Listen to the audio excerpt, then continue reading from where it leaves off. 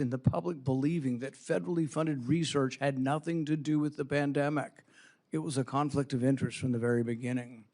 The authors of the proximal origin of SARS-CoV-2 privately had serious doubts about a natural origin. Within days, though, they flipped, and they all wrote in proximal origin that the virus was almost certainly not a laboratory construct. That paper was then used by the government and the media and you to discredit Americans who were asking the same questions that you and the authors were asking yourselves privately. You even cited proximal origin from the White House podium. You held it out as evidence that the virus could not have been engineered, but you didn't disclose your role in the discussions that preceded the writing of the paper. You did not disclose the author's original concerns. You did not reveal that you had been part of the paper, that you had read and offered editorial comments on the paper before it was published, before you began using it as evidence that it couldn't have originated in the lab. You did not disclose that you had immediately investigated yourself whether NIAID funding might be connected to the research. You did not tell the American people the full story. Duly released private messages indicate that the doubts with the authors and others didn't disappear after the publication. So while this was being waved at the White House to show that it couldn't come from the lab, the authors were still privately continuing to assign a meaningful probability to a laboratory origin, one thing in public and another in private. Some of the same scientists discussed avoiding email and carefully managing communications that might eventually be obtained under the Freedom of Information Act. The pattern is straightforward. Privately, there was alarm, then an immediate inquiry to see if NIAID's possible exposure to funding, then a rapid public declaration of certainty, continued private doubt, and then years of resistance to disclosure. The question is why? The only logical answer is that your primary concern was avoiding culpability. Your primary concern was hiding the fact that you had approved the funding for this dangerous research. Your support of gain-of-function research is extensive and long-standing. In 2011, your agency funded Ron Fauci's laboratory when it mutated the avian flu until it could spread through the air between mammals. This was the tipping point. This is when others became worried. You funded this. You advocated for this. The federal government's own biosecurity board, though, recommended withholding the details of these experiments because of the danger the research posed. People were concerned that publishing it was publishing a roadmap to creating bioweapons around the world. But you sided with the gain-of-function scientist Fauci and argued that the benefits of publishing the research far outweighed the risks.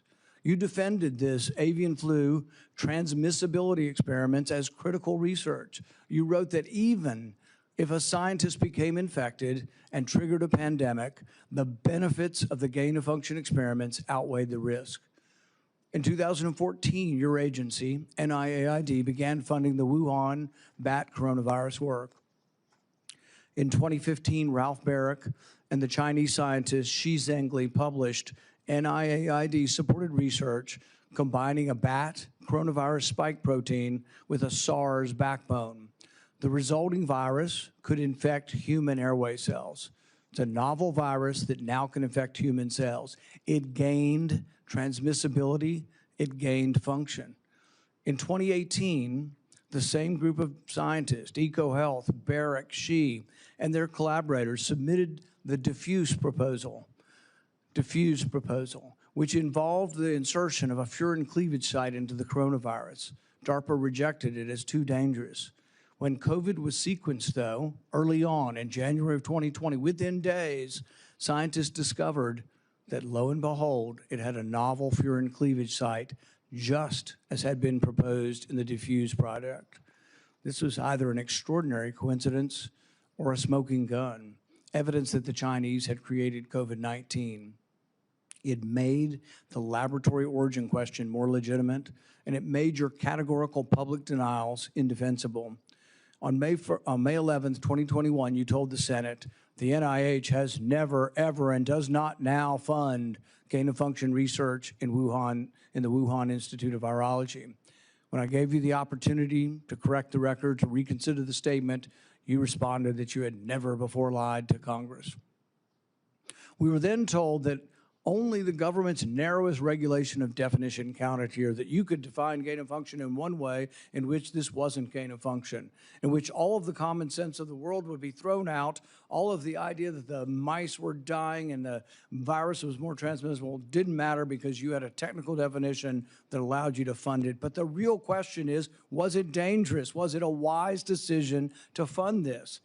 And you haven't deviated from that. You've never admitted that it could have been a mistake funding this research in China.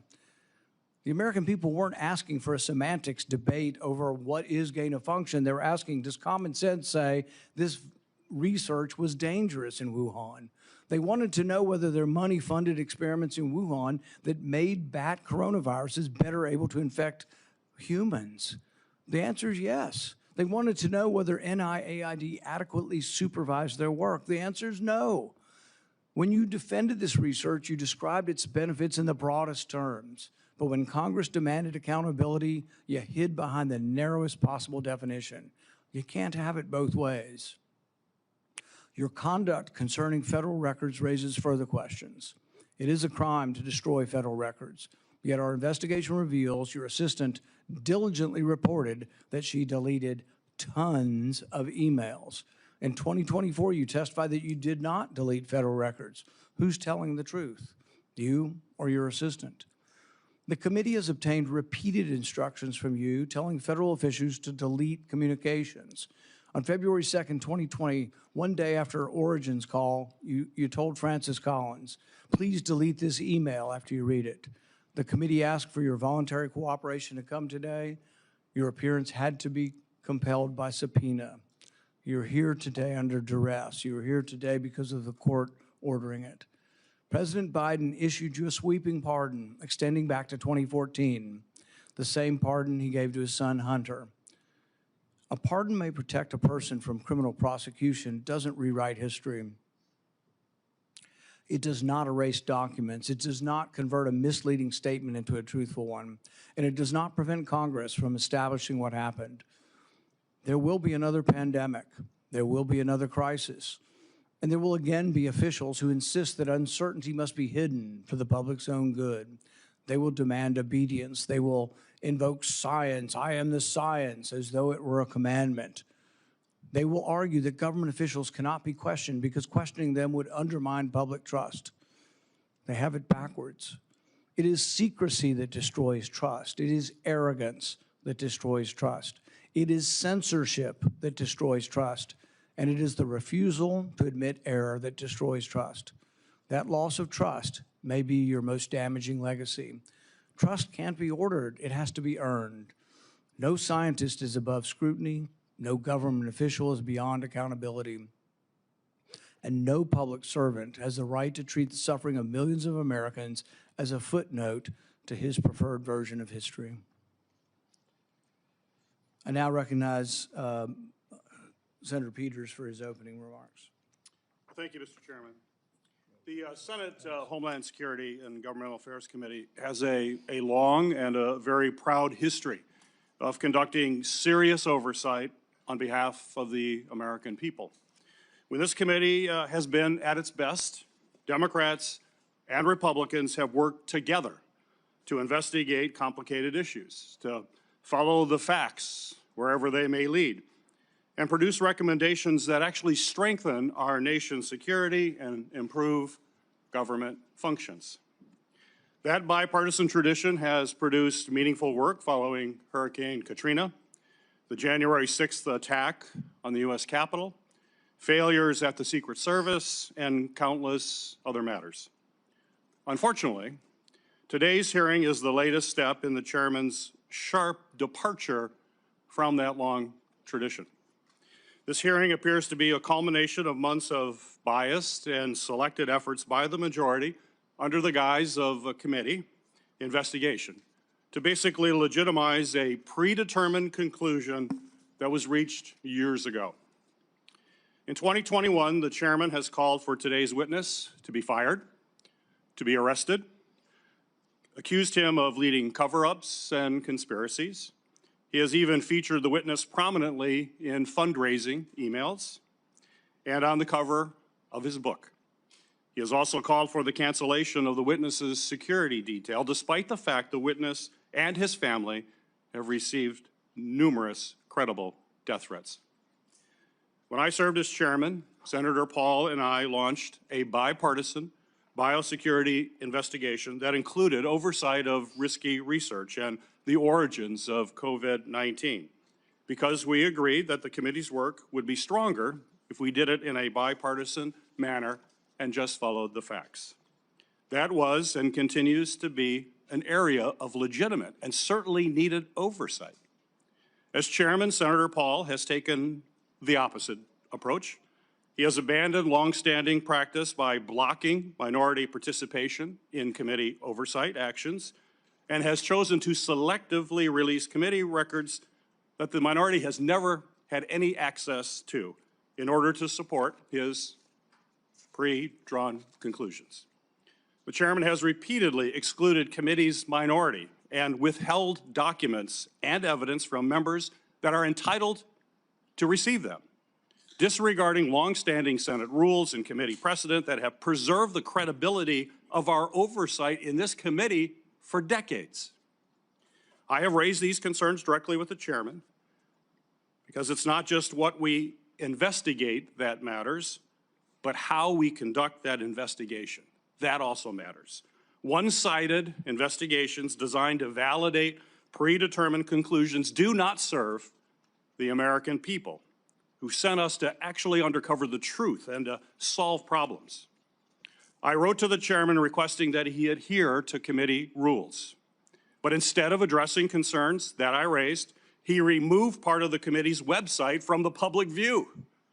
This move not only prevented the public from being able to view those lists of concerns, it adds serious questions about the desire for transparency and legitimate oversight of this matter. But what makes today's hearing particularly disappointing is not simply the chairman's actions, but what we could be using this committee's true and time oversight responsibilities to accomplish. This committee has not held its annual threats hearing at all in this Congress. We have not held a budget hearing for the Department of Homeland Security. There are important hearings that we would have the opportunity to discuss as to how to strengthen our Homeland Security across the board. No hearings on those topics. Instead of focusing on the national security challenges that we are facing in our country right now, today's hearing looks backwards, revisiting questions this committee has already examined, including through bipartisan work that Senator Paul and I conducted together when I served as chairman of this committee. But rather than building on that work to strengthen our preparedness against future disasters, we are instead relitigating the past. COVID-19 exposed serious deficiencies in our nation's public health infrastructure. We know that. More than 1 million Americans lost their lives, and this committee should absolutely continue to examine how we can better prepare our nation against future biological threats. Those are the kinds of forward-looking, life-saving questions that will help our nation be better prepared to protect the health and the safety of Americans when the next emergency occurs. Unfortunately, at this precise moment, we should be strengthening our capabilities. The Trump administration seems to be doing everything in their power to actually weaken our capabilities. The administration has hollowed out the public health workforce. They have fired, pushed out, and cut funding for public health personnel, shrinking the CDC workforce by a quarter. Thousands of experienced scientists have left government service, and with them has gone critical institutional knowledge that cannot be easily replaced, certainly not quickly replaced. The administration, thanks to political operatives like Russell Vought, has slashed or illegally withheld funding for life-saving medicines and cutting-edge technologies that let us rapidly develop them during an emergency. Mr. Vought is now further politicizing the federal grant-making process, proposing to subject all federal grants, including those for disaster relief, housing development, and cancer research, to the whims of political appointees, not nonpartisan experts. All of this has left the American people more vulnerable to infectious disease threats. And we are already tragically seeing the consequences. Staffing and funding cuts have slowed the federal, state, and local response to ongoing outbreak of a foodborne parasite, which has sickened thousands in my home state of Michigan, as well as across the country. At the same time, the administration cuts to global health programs and international partnerships have greatly reduced our ability to contain dangerous diseases like Ebola before they spread to our shores. We should be examining whether our federal health agencies have the personnel and the resources they need to effectively prevent, detect, and respond to these threats. We should be asking how to strengthen our biodefense efforts to deter our adversaries and prevent biological attacks against our country, and how our government can better coordinate and communicate during public health emergencies. These are the kinds of forward-looking matters that are worthy of this committee's time. Instead, we are here continuing the chairman's year-long focus on one individual. History tells us, unfortunately, another pandemic is all but inevitable. The question is whether Congress and this committee will work to better prepare our country for it, or continue looking backward while our public health infrastructure crumbles around us. That is the hearing that we should be having today. Unfortunately, I fear the intent of this hearing is only meant to further a purely partisan agenda and it will not make Americans safer. Thank you, Mr. Chairman. The accusation that the committee has denied access to the minority to records is categorically false. This is the most transparent investigation in the history of Congress. We actually created a website and we put all of the information on the website. It continues to operate. The reason it hasn't been accessed is no Democrat ever signed up for it. Not one Democrat. We told them the access. They never asked for the access code. They haven't been on the website because they have not cared about the investigation. It's a practice of this committee to swear in the witness. Dr. Fauci, please stand and raise your right hand. Do you swear that the testimony you will give before this committee will be the truth, the whole truth, and nothing but the truth? So help you God. Dr. Anthony Fauci, you are recognized for 5 minutes for your opening statement. Mr. Chairman, Ranking Member Peters, members of the committee, I served at the NIH for over 54 years, 38 of those as director of the National Institute of Allergy and Infectious Diseases. Over that period, I proved that I believe in and respect the value of legitimate congressional oversight. In fact, I testified before and/or briefed Senate and House Senate and House committees well over 200 times over those 38 years. During and after the COVID pandemic, I have appeared multiple times for hearings in the Senate and the House, usually under oath, and sat for several days-long transcribed sworn interviews, answering questions about the very issues that are now the subject of this hearing. However, given Senator Paul's obvious obsession with calling for my prosecution, his repeated slanderous comments about me, and recently his publicly releasing my unredacted personal diary aimed at embarrassing and intimidating me, the only conclusion I can reach is that the sole reason he is calling me before this committee is to get me to say something, anything, that could vindicate his repeated public pledges that I end up, in his words, quote, behind bars, unquote.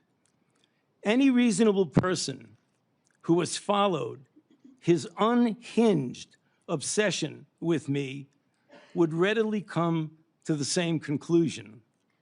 Therefore, although it pains me to do so, because of the respect I have for the legislative branch of government and my decades-long record of cooperating with Congress, under the advice of my attorneys, I will invoke my right under the Fifth Amendment of the Constitution to refrain from answering your questions. Thank you. We will now begin a round of questioning. Dr.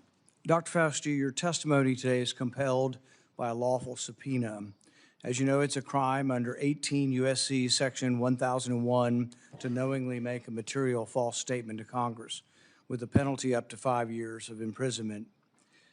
Understanding that you are under oath, the American people would like to understand your reasoning, your rationale for why you chose to fund the research in Wuhan. There have been, intelligence agencies, the CIA, the FBI, the DOE, have all come to the conclusion that more likely than not, the virus came from the lab in Wuhan. And so we'd like to know, what was the rationale? What was the discussion? How, what went behind the decision to fund the research in Wuhan? How did you come to the conclusion that a totalitarian country would be capable of doing this in a BSL-2 lab, a lab that lacked the security? What was the reasoning, and are you sorry, basically, for making the decision? Would you, given another chance, say, well, gosh, circumstances now, as I know it, maybe it wasn't a wise thing. Can you explain to the committee why you chose to fund this dangerous research in China? On the advice of counsel, I respectfully decline to answer based upon my rights under the Fifth Amendment of the Constitution. In the red folder on your table is a copy of Section 192 of Title II of the U.S. Code. Your counsel has been provided a copy as well. That section makes it a crime for a witness appearing under subpoena to refuse to answer any questions pertinent to the question under inquiry. Do you have that in front of you?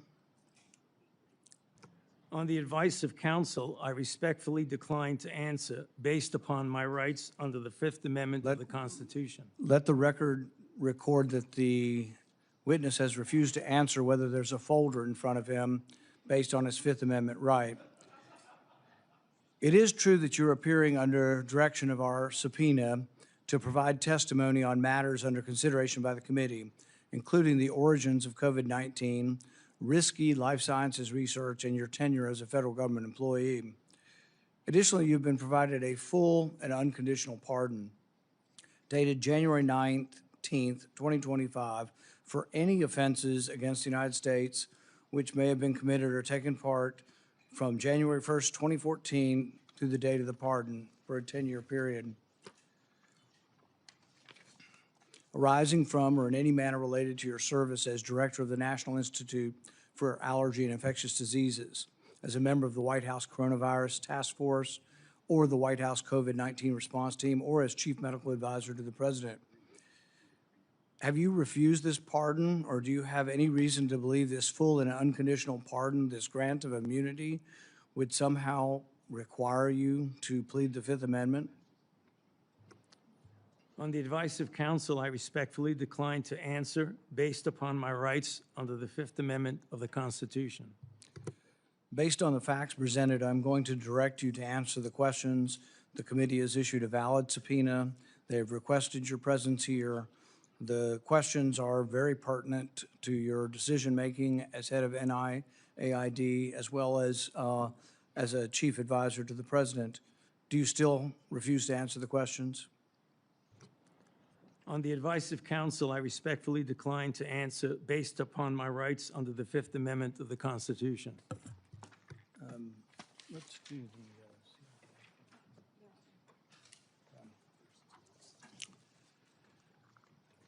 Dr. Fauci, were you ever made aware of gain-of-function research on monkeypox being conducted at the National Biodefense Analysis and Countermeasure Center, NBAC, at Fort Detrick? On the advice of counsel, I respectfully decline to answer based upon my rights under the Fifth Amendment of the Constitution. Dr. Fauci, did the CIA ever transfer funds to NIH under an interagency agreement? On the advice of counsel, I respectfully decline to answer based upon my rights under the Fifth Amendment of the Constitution.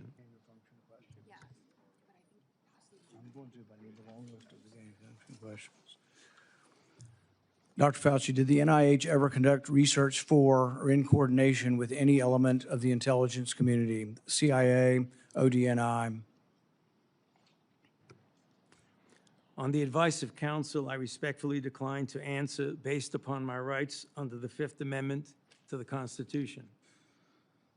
The reason why these questions are important is, President Trump has done a ban, and we're glad that he did a ban on gain-of-function research. So we're better off than we were when we had an advocate serving as head of NIAID, an advocate for gain-of-function research. There is still, though, a question, though, whether or not the intelligence community is adhering to that order. There's a question of whether or not gain-of-function research is still ongoing. And these are important questions the American people deserve to know. Dr. Fauci, have you been read into any classified Department of Homeland Security program, any prospective special access program concerning gain-of-function research? On the advice of counsel, I respectfully decline to answer based upon my rights under the Fifth Amendment of the Constitution. When we look at the research in China, the gain-of-function research that you've denied was gain-of-function, one of the things that startled the scientists when they saw COVID in the first couple of weeks was when they looked at the sequence of it, they said, oh my God, there's a furin cleavage site in it. And in this particular family of coronaviruses, the sarbecoviruses, they'd never seen this before. They were also startled to look at it and see how it was coded for, what the codons were, and to discover that the codons used out of 36 different possibilities turned out to be the one that was commonly used in gene manipulation by scientists. Dr. Fauci, were the scientists at the Wuhan Institute of Virology capable of inserting a furin cleavage site into a coronavirus? On the advice of counsel, I respectfully decline to answer based upon my rights under the Fifth Amendment of the Constitution. So one of the experiments that was pretty common was they would take the backbone of a SARS virus, and this would be a SARS virus that the backbone itself wasn't that dangerous, but then they would dig through guano, 300 feet underground, bat guano. They'd find other viruses, unknown viruses. They'd take the S protein off of an unknown virus and stick it on a backbone. And then they would infect mice that have humanized cells.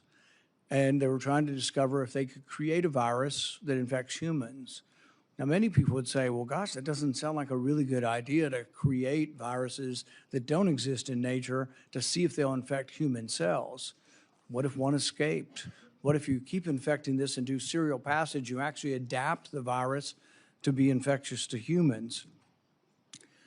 So the question is whether or not, Dr. Fauci, the Wuhan Institute of Virology was combining an S protein with one virus with the backbone of others, and could this lead to a virus, maybe it wasn't even predicted, but could it lead to viruses that gained in function and then could lead to a pandemic?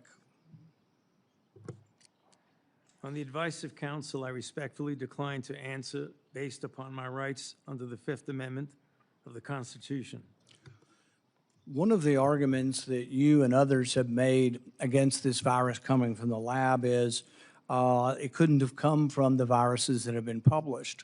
And nobody's really arguing that. I think from the very beginning, people acknowledged that the viruses that have been published are too far evolutionarily distant from a virus that could have become COVID-19. But what has never been acknowledged by the side who tries to call the other side a conspiracy theory, which is really something you don't usually see in a scientific debate. This is the first time I've ever seen an article printed in Lancet by your friends who called this a conspiracy theory. These are the kind of things you see as a screed on a political, website. You don't really see this in science. But when they release this as being a conspiracy theory, we're wondering that when you do this, when you combine these viruses and are able to grow them in humanized cells, whether or not this kind of risky research, whether you call it gain of function or not, whether you use the definition of gain of function, whether this kind of research should have had more scrutiny. I think in your House testimony, you testified that you never traveled to China and that you were unaware that anybody at NIH ever examined the labs, that you trusted the Chinese scientists. I think you've said that even recently, that with your discretion, you trusted the Chinese scientists. The problem is that even in our country, we trust our scientists. They're good American scientists, probably doing the right thing for America. But at the same time, we oversight to make sure it's not dangerous research, but we also investigate the lab. I believe Fort Detrick was one of our main labs, was closed down in the last year or two because of research institute, a research incident that was dangerous with dangerous pathogens. And so the American people would want to know, how could you approve this dangerous research in China, say that you trusted the Chinese scientists, and then in the end, you had to admit that you'd never been there, and none of your inspectors had ever been there. Dr. Fauci, had any of the labs where this dangerous research was occurring, were any American lab oversight or lab investigators, did they ever appear in these labs to make sure that they were safe labs? On the advice of counsel, I respectfully decline to answer based upon my rights under the Fifth Amendment to the Constitution. So one of the main theories for those who have looked at this being created in the lab was the idea that could have come from a virus not previously published. Dr. Fauci, are you aware that Dr. Shi, who worked for the Wuhan Institute of Virology, was said to, and I think in her own words, to have over 100 viruses that had not been previously published that could have been a close enough relative to create COVID-19? Are you aware of that? On the advice of counsel, I respectfully decline to answer based upon my rights under the Fifth Amendment to the Constitution. Under your testimony previously, when you denied ever having funded gain of function in China, it was so adamant as to be striking, to leave no room for any interpretation of what is or isn't gain of function research. But there's another important question. Did you fund gain of function research in other biolabs around the world? On the advice of counsel, I respectfully decline to answer based upon my rights under the Fifth Amendment to the Constitution. The one research project that we do know you did fund is the one that Ron Fauci did. And it's important to talk about because this sort of was the beginning of the debate over gain of function. And this wasn't just me. I wasn't even aware of the debate 10 years ago. This was other scientists. Over 200 scientists at the Cambridge Working Group signed a protest because they didn't think you should fund the research, and they didn't think it should even be published because it was sort of a roadmap as to how to make a bioweapon. So what they did was the avian flu, and this is important. It may be the most important question we get to here today. The avian flu has about 50% mortality for humans. The good news, though, about animal viruses is they don't infect humans very well. It will infect humans, but doesn't go human to human very well. Ron Fauci, with the money that you provided to him, did an experiment where he caused purposeful mutations to create a new virus, an avian flu that didn't just infect birds well, but actually infected mammals well, went ferret to ferret in an aerosolized manner. People saw this and were aghast, at the decision-making process that you decided to fund this. But this is when, the debate came about, and you wrote in support of this in the Washington Post, and you said, even if a scientist is bitten, even if a pandemic should occur, the knowledge is worth the risks. Do you still stand by that? Would you like to qualify at all whether or not the knowledge of gain of function is worth the risks, particularly in this case, since we now know 15 million people died worldwide? Many people believe this came from the lab. Do you think that the risks really are worth the benefits for gain of function research? On the advice of counsel, I respectfully decline to answer based upon my rights under the Fifth Amendment to the Constitution. All right. We're going to finish with this question, and it's based really on that statement, that general statement in your support for gain of function, the idea that the benefits outweigh the risks. So there are many other people who disagree, and they aren't politicians or not, I don't know what party they're in. David Relman is probably one of the most esteemed, and he is a scientist at Stanford. He, I think, has classified clearance. He's been a consultant to our government probably for a decade or more. and he's written about this publicly. He says the opposite. He said that the risks of this research do not outweigh the benefits. He said the risks, we shouldn't do it. Richard E. Bright, who's been involved in this debate for 2 decades, says the same thing. Says we really shouldn't be doing this at all. There's a quote also by, if the Kevin Esfelt quote is that at the very end.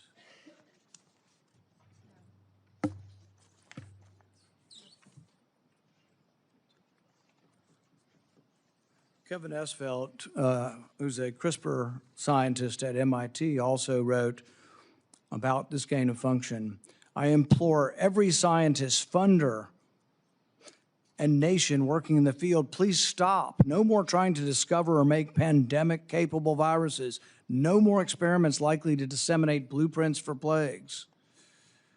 Dr. Fauci, would you like to at least answer this one question for us today and let us know whether or not you've changed your mind on whether or not the benefits of gain-of-function research outweigh the risks? On the advice of counsel, I respectfully decline to answer based upon my rights under the Fifth Amendment to the Constitution. The chairman has denied your assertion of privilege and directed you to answer, but you nonetheless refuse and stand on privilege despite the existence of the pardon. The committee will have to consider after this hearing what appropriate action should be taken against you for the failure to testify after being directed to do so. It's against the law to obstruct an investigation of Congress. There will be repercussions to your refusal to testify today. Senator Peters.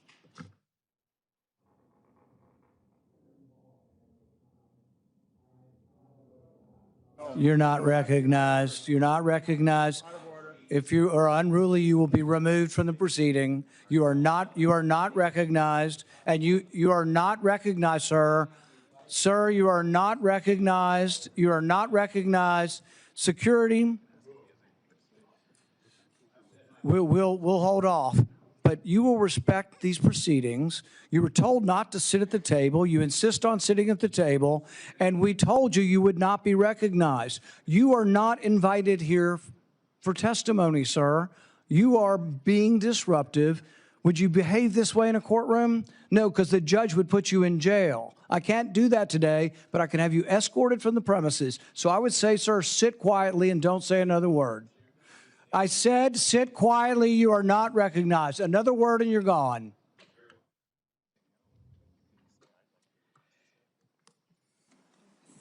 So, Mr. Chairman, I'd like to hear what the attorney has to say. He is not recognized by the committee or the chair. If he speaks again, he will be removed from the room. This testimony is from Anthony Fauci. This is not a game with his lawyers. He can advise, his lawyers can give him advice. He's got a half dozen here. They're all allowed to talk to him. Yes. All right? Yeah. But the attorneys are not recognized. In fact, the attorney was told not to sit at the table, and he's not obeying that recommendation. There's a row behind you, sir. That's where you were told to sit, and you're not. And now you're disrupting the proceedings. And so, look, this is the way Anthony Fauci wants to be remembered, for a lawyer not listening to the rules. That's the way you want to be remembered, and that's what you're going to do. You are not recognized, sir. Security, please remove him from the room.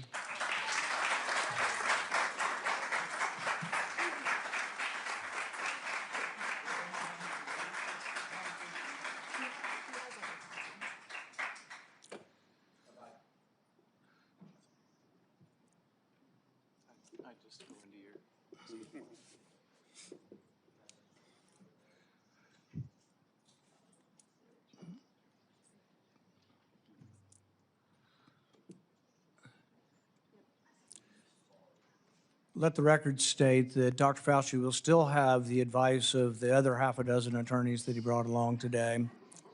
Senator Peters. Thank you, Mr. Chairman. The COVID-19 pandemic is not the first or the last public health crisis to impact our nation. In December 2022, I released a report that identified significant failures in our federal government's preparedness and initial response to COVID-19. This report contained 17 key findings. It's a very large report, which I have right here. It contains 17 key findings and corresponding recommendations, including the need to invest in sustainable domestic manufacturing capabilities for critical medical supplies, build the infrastructure needed to surge testing capacity for infectious diseases, and robustly fund public health emergency preparedness and responses across all levels of government. Unfortunately, multiple administrations, including the current Trump administration, have failed to fund or to reform our health preparedness. This is something that I would hope the committee in the future would investigate. It needs to be taken a look at.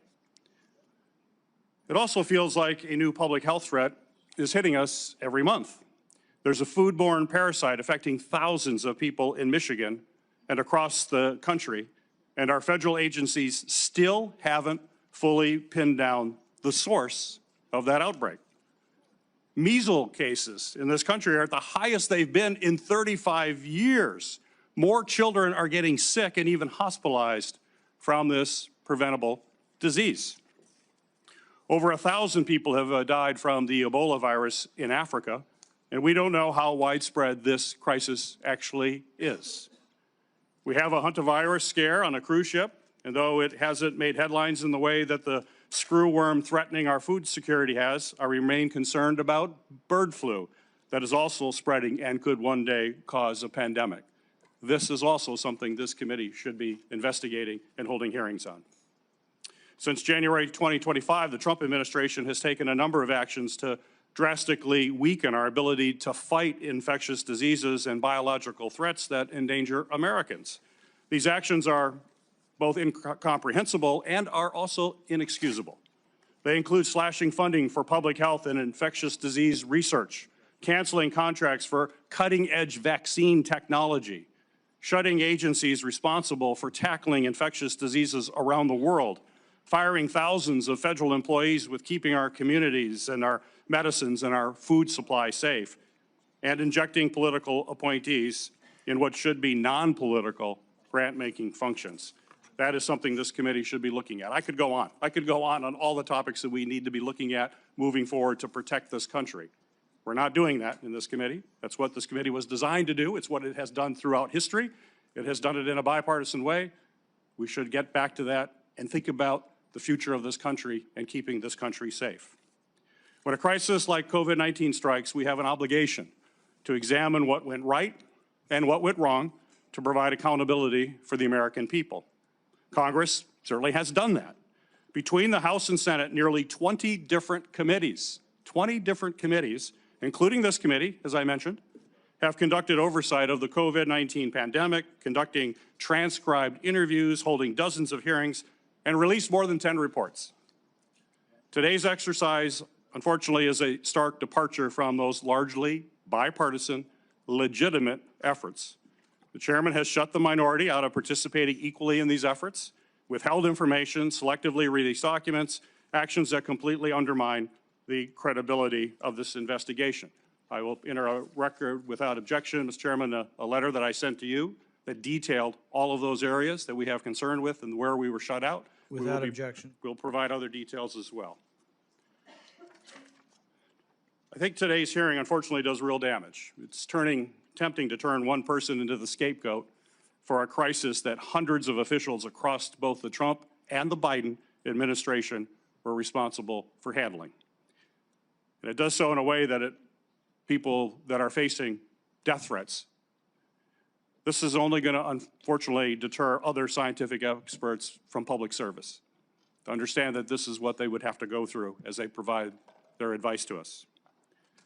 We're not going to make our nation safer, and I hope that we can restore by doing these kinds of activities, and I hope that we can restore our legitimate bipartisan oversight that's going to help strengthen our public health and pandemic preparedness and other homeland priorities. That's what this committee needs to focus on.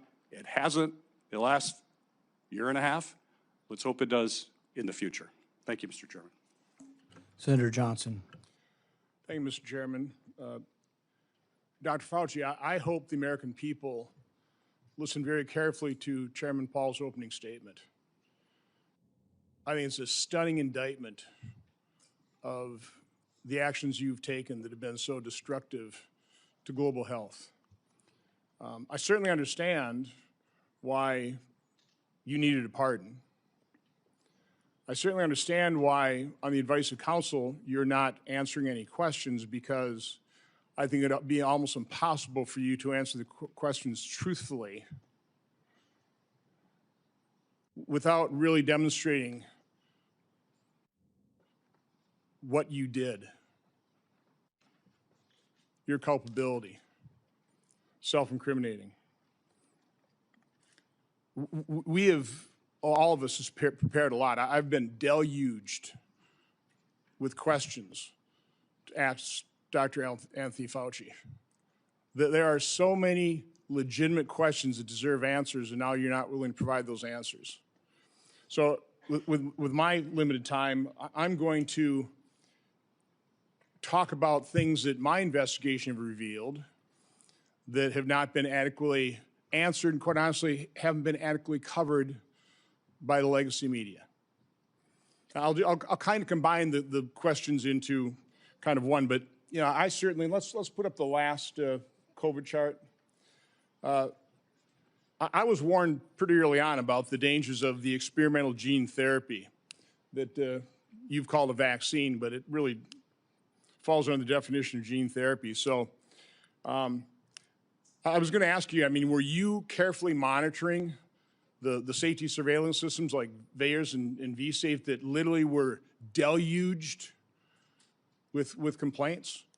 You know, currently, worldwide, there have been almost 1.7 million adverse events reported to the VAERS system. Of those, over 39,000 were deaths.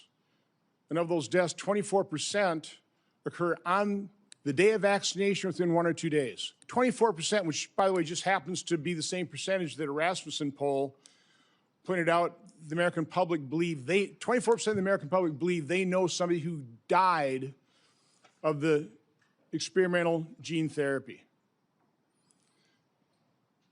So again, I was certainly interested in asking you whether or not you were following this as carefully as I was. It's not my responsibility to follow safety surveillance systems, but I did.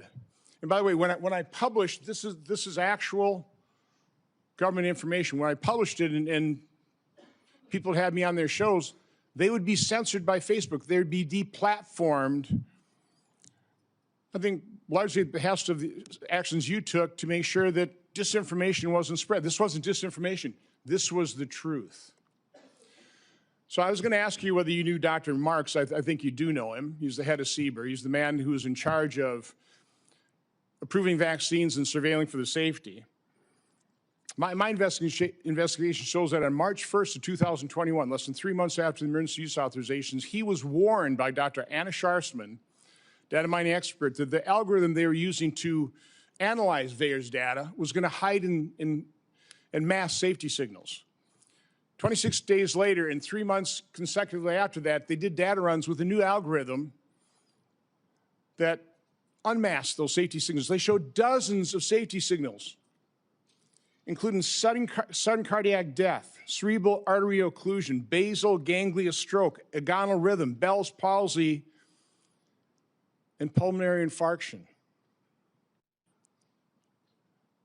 Your diaries now show that you actually suffered pulmonary infarction in, I think, probably June 2021. I was just wondering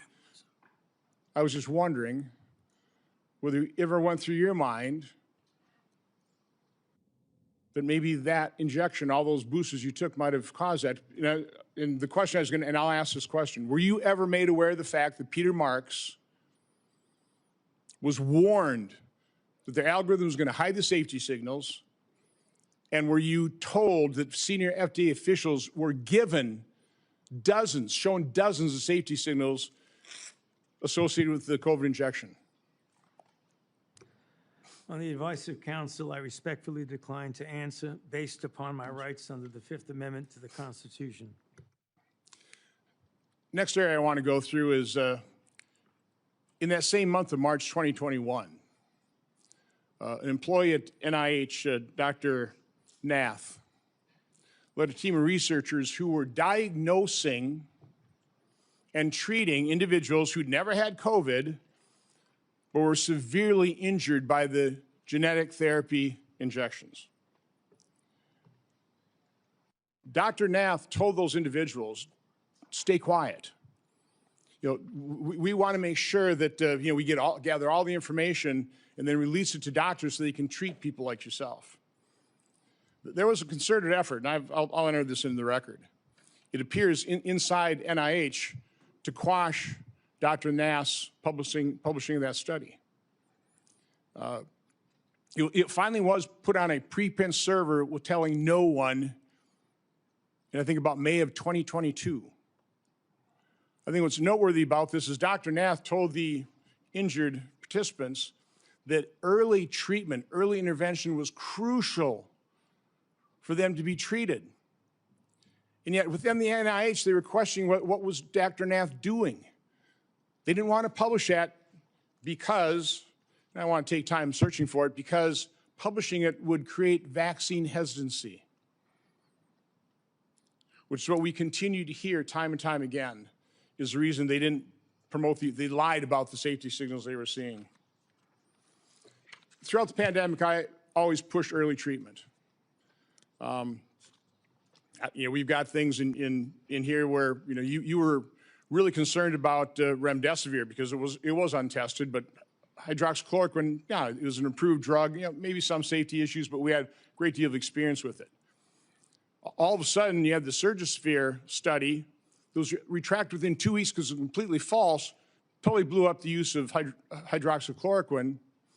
And then when it comes to ivermectin, which, by the way, because I was contacted by so many people, I referred them to doctors who actually had the courage and compassion to treat vaccine-injured individuals. It works. But I was going to ask you whether you were involved in the FDA attack on ivermectin. You had a interview on CNN on August 29th of 2021, where, again, I just don't want to take time to find the exact quote, but you know, said there's no evidence that ivermectin is helpful. On that exact same day, and I've got the studies right here. There was a website that was tracking the random controlled studies. Here they are, showing 60, 70% efficacy of ivermectin. The same day you say there's no evidence, there was all kinds of evidence. Loved ones had to go to hospitals, had to sue hospitals. Just, would you try it? So I would want to know, you know, to what extent were you involved in sabotaging hydroxychloroquine, ivermectin, and did you do that because you knew the only way you get an emergency use authorization for these drugs, these experimental gene therapy, was if there was no effective treatment, you couldn't get the emergency use authorization. So is that why you helped sabotage these cheap generic drugs in favor of remdesivir, which, by the way, nurses, are you aware of the fact that nurses called it run, death is near? On the advice of counsel, I respectfully decline to answer based upon my rights under the Fifth Amendment to the Constitution. Let me end on this note, because this just came to light. You know, we've got 11 million pages of documents. We also have other people who were in the room. But now you actually lied to your own diary. On March 27, 2020, you wrote in your diary, "To my surprise yesterday, the POTUS sent a letter to governors outlining a plan to reopen county by county while monitoring the spread of virus in the low-risk counties. This was half-baked and never shown to Deb or I before it was sent out." So we have evidence that, in fact, you were fully aware of it and certainly approved it, if not authored it. So I was just simply asking you, I mean, is that true? I mean, did you literally lie to your own diary? Did you know of that letter sent out to governors about reopening county by county? And again, Mr. Chairman, I'd ask you to ask the witness to just answer that one simple question. On the advice of counsel, I respectfully decline to answer based upon my rights under the Fifth Amendment to the Constitution. Thank you, Mr. Chairman. Senator Hassan. Thank you. Dr. Fauci, I want to start by thanking you for more than 50 years of service to this country at the National Institutes of Health. And it is unfortunate that you have been put in the position that you are in today. And it must be enormously frustrating to know that this hearing is designed to entrap you. It must be very frustrating for your attorneys to hear the chair's mischaracterization of the legal issues and posture that impact your decisions at the witness table today. Meanwhile, I was going to ask you a series of questions about things that are relevant right now to the people of the United States about the state of public health in this country. Since President Trump took office in 2025, more than 4,500 cases of measles have been reported. That is more cases in the year and a half since Donald Trump has been president than were reported from 2000 to 2024 combined. Children are dying because there has been increased vaccine hesitancy, fueled by Robert F. Kennedy Jr., the Secretary of Health and Human Services, and frankly, his entire administration. Thousands of people in the United States of America have been sickened by a foodborne parasite, and the outbreak is nowhere near under control, as staffing at the FDA and other critical public health entities has been slashed by Russell Vought and Elon Musk. Last year, the National Institutes of Health awarded 201 fewer grants compared to the previous years. 207, I am corrected, compared to previous years. As those grants were either canceled or delays, especially at the beginning of the Trump administration, I can tell my colleagues what the impact was on people in New Hampshire, on scientists in New Hampshire, on clinical trials in New Hampshire where people's cancer treatment was interrupted because Elon Musk and Russell Vought know better,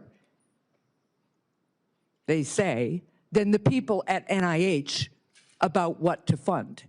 And because they did some sort of word search, it seems, for some of the grants, and boy, oh boy, if you were studying rural health in New Hampshire and trying to understand how to better engage people who need health care in rural America, that was off the table. America is losing researchers and scientists to other countries because researchers and scientists, highly trained, highly qualified, invested in often by the American taxpayer, are finding the hostility from this administration so strong that it interferes with their science, and they want to pursue science wherever that science takes them. I also sit on the Health, Education, Labor, and Pensions Committee. We have had a number of hearings with nominees recently to fill critical spots. One of those nominees is Dr. Erica Schwartz, a brilliant woman, medical degree, biomedical engineering degree. I think she also told us she has a law degree and a master's in public health. She was a two-star admiral in the United States Navy, an experienced doctor. And yet, when I asked her if she would push back at Secretary Kennedy, if he instructed her to suspend the promotion of the flu vaccine as he did some point in the last few months, there's an email to prove it, she couldn't answer that question. She either could not, would not, or had been bullied into evading a question about whether she, as the director of CDC, would stand up to Secretary Kennedy, the most unqualified Secretary of Health and Human Services this country has ever seen, and more than unqualified, somebody who pursues conspiracy theories, degrades people with disabilities, and continues to promote disproved science. That's the state of healthcare and public health in this country right now, not to mention the $1 trillion or so of cuts to the Medicaid program that is decimating healthcare in my state and decimating it around the country, not to mention the refusal of my colleagues and this administration to extend critical tax cuts for people who are trying to afford insurance on the Affordable Care Act. I just was at one of my community health clinics, and they are reporting fewer and fewer people coming in for care, disrupting care because they can no longer afford health insurance. And that is impacting, of course, the revenue stream to the community health clinic, their ability to hire and pay people, their ability to take care of their community. That's what I wish we were having hearings about in this committee and in the Health Committee. That's what I wish we were trying to address in a bipartisan way. But instead, we are here in an attempt to entrap you because you had a distinguished career trying to put Americans' public health first. With that, I yield. Senator Lankford. Mr. Chairman, thank you. Dr. Fauci, thanks for coming today. I know you're invoking your Fifth Amendment right, which you have the right to be able to do constitutionally, but thanks for coming and be a part of this.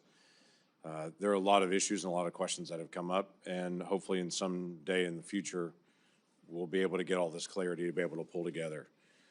There were over 1 million Americans that died from COVID. You know that well. You were tracking the numbers literally every single day, those affected and those that died from the earliest days.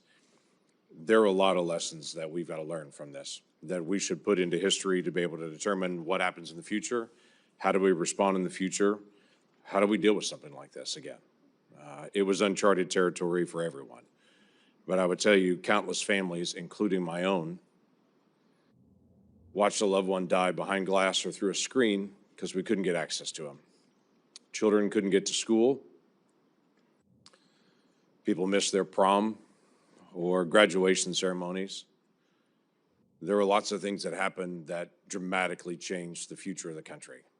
The mental health issues that we have continued to deal with from the isolation have been profound. Even something as simple as children that wore masks or around adults wearing masks for all that time are slower in learning language now because they couldn't watch someone's lips moving, and so they're slower in that. Amazingly enough, churches and places of worship were forced to be closed down. There were even churches that met where the pastor preached in the parking lot and the congregants all met in their cars with windows up, and police came and scattered them and said, you can't be here. The simple act of social distancing became an issue. As everyone guessed, what's the right distance to be away from someone else? Literacy rates have declined. All these things are results, not to mention the loss of lives and the health experiences that have been out there for many Americans. So there are legitimate questions. I wanted to be able to raise some of those, to be able to walk through some of this, because it has been very, very challenging. As we've gone through some of your notes and your diary and other things that are out there, we're trying to be able to pull bits and pieces of things to be able to learn lessons. On May the 6th, 2020, you wrote at that time, I had a conversation with Robert Redfield, who, as you know well, was then the director of CDC, about the fact that greater than 1 million children worldwide have missed their measles vaccination because of the shutdown. You stated, this is terrible and needs to be addressed, since on that basis alone, there would be far more excess deaths from measles among children than coronavirus deaths among children. I need to bring this up to the TF, the task force. Did you ever have an opportunity to bring up the potential of measles deaths among children and an infection rate going around the world from measles based on the fact that so many children would not get their measles vaccine because of the shutdown. I'm sorry, Senator, but on the advice of counsel, I respectfully decline to answer based upon my rights under the Fifth Amendment to the Constitution. That is your right to do. One of the big issues that's really coming up is on the lab issue. This was greatly discussed about whether this came from a lab or whether this came from nature. There are obvious issues and differences between the two to be able to know this. You had a lot of conversation on this. Scientists around the world were in conversation on this. There were different statements that you even made in your private notes and your public notes on it. In January the 26th of 2020, this is before we had our first tragic death of coronavirus in the United States. You wrote, "It now appears using epi data that the genomic data, the first infection was in early December and was not connected to the market," which was the big rumor that was out there, was this wet market in China. We know the market was not the source, it was the amplifier. On January the 31st, you wrote about a phone call. You wrote, "The people on the phone felt the mutations around the furin cleavage site of the spike protein could not have occurred naturally since it would require an evolutionary jump that they found nowhere in bat isolates. They bring up the possibility this could have been deliberately inserted and either accidentally released or deliberately released by a crazy person in the lab, the former being the most likely." February the 1st, same year, 2020. This is, again, still before our first death. There was not total agreement about the likelihood of deliberate insertion. Ron said he was sure that this could occur naturally and we should not waste our time and divert our effort to pursue this. This is expected of him since he was the original gain-of-function person with Yoshi. Also, Christian was with Ron. The rest felt deliberate insertion was possible, and given the fact that Dr. Jingling Shi at the University of Wuhan has been working for years in gain-of-function in coronaviruses to allow adaptation of the spike protein to bind to the human ACE2 receptor, we could not let this go. That's a remarkable statement for February the 1st of 2020, when there hadn't even been the first death here, but we knew something was moving. You knew well that something was moving. You identified February the 1st before any of us had ever heard of the Wuhan lab, not only the Wuhan lab in the conversation, but literally the scientist that you named in your own notes, the lead scientist that was there. It's interesting to me on that, and the questions I was going to ask you was just your background and knowledge about the Wuhan lab and Dr. Shi and all the details. I'm aware of where you have been on trying to be able to plead your Fifth Amendment right, which is your right to be able to do. But I also want to be able to find out some facts to be able to help us for the future on this. The Lawrence Livermore National Laboratory in May of 2020 put out a classified document that has only been recently unclassified on this, that had this statement: "We assess all the necessary conditions for an accidental release of a laboratory-modified coronavirus, specifically a coronavirus adapted to recognize human cell receptors, were present at the Chinese Wuhan Institute of Virology in mid to late 2019. Now, the question that I had for you is, this is May the 27th of 2020. This is the report that most people will see, is this. I have clearance. I serve on the Intelligence Committee. I've actually read this complete document unredacted. My concern is, were you given the ability to see this document unredacted? Based on your position, were you able to see this and to be able to get this information? I could see it, and I know what's here. Everybody else just has their conclusion at the beginning of it, not this. My question to you was going to be, did you have access? Because it's important for the future that people in your position do have access to this kind of information and insight.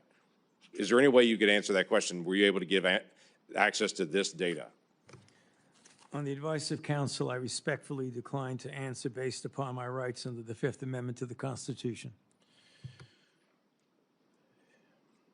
You wrote on January the 26th of 2020, "We should be allowed to send our CDC epidemiologists to China to work with them so they could see the data firsthand."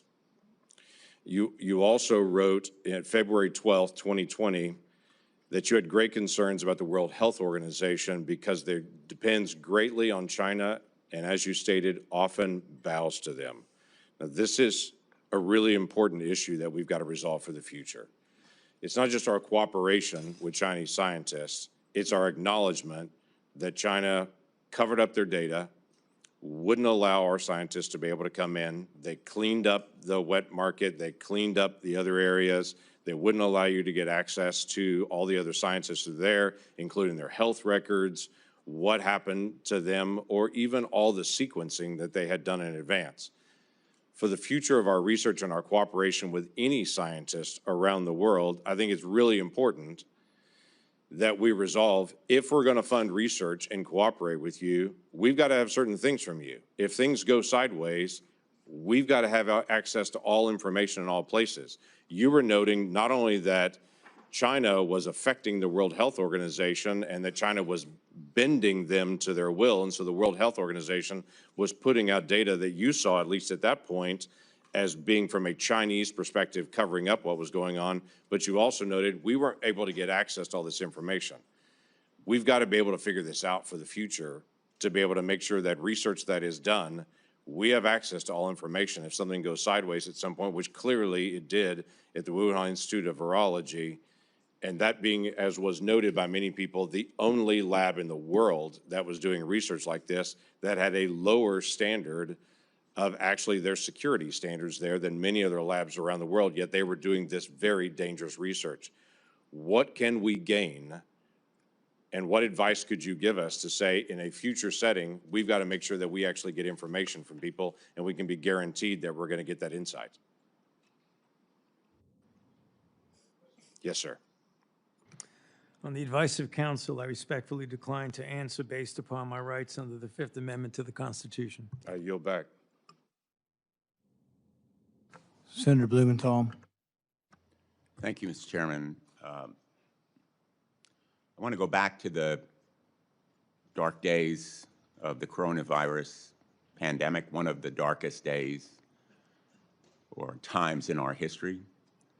Hospitals were overflowing. Navy medical ships were docked in the Hudson River. Emergency rooms were forced into unprecedented triaging during the worst week of the pandemic, which happens to have been the last week of President Trump's first term. More than 25,000 Americans died of COVID-19. Easy to forget those dark days. But for the past 18 months, the Trump administration has been engaged in a campaign to rewrite this history. And today's proceeding, I fear, is part of that effort, one of the darkest days in our Senate's history. The Trump administration has launched a baseless set of smears against vaccines that help pull us out of that public health crisis, vaccines that are undoubtedly President Trump's greatest accomplishment. It has slashed funding to local public health departments that were on the front lines of the pandemic. And those healthcare workers are heroes. It has disparaged those heroes as woke or wasteful.